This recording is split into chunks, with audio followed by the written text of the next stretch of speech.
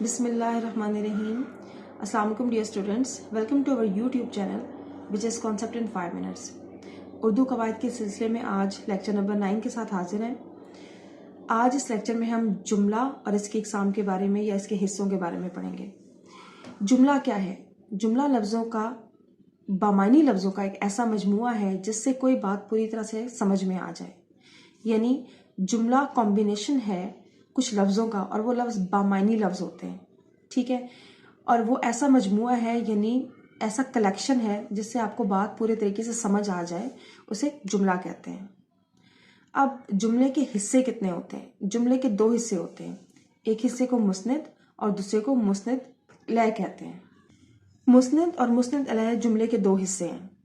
अब हम पहले पढ़ेंगे मुस्निद के बारे में कि मुस्निद क्या है। मुस्निद जुमले का वो हिस्सा जिससे ये जाहिर हो कि किसी शख्स या जगह के मुतालिक कुछ कहा गया है, मसलन खेल रहा है, पढ़ रहा है, सो रहा है, गया था वगैरह।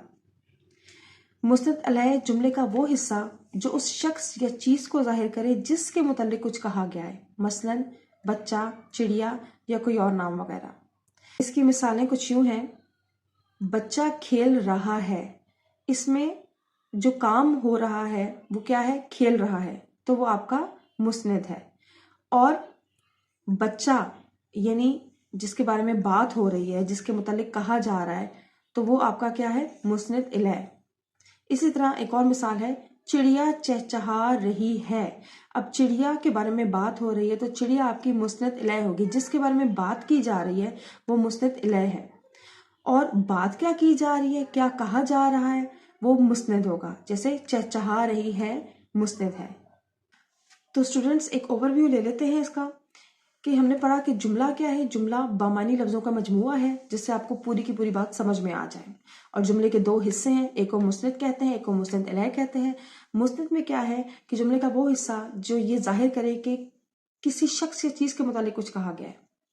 और मुस्निद इलैह यानी जिस शख्स के बारे में बात हो रही है, जिस चीज़ के बारे में बात हो रही है, वो आपका मुस्निद इलैह होगा।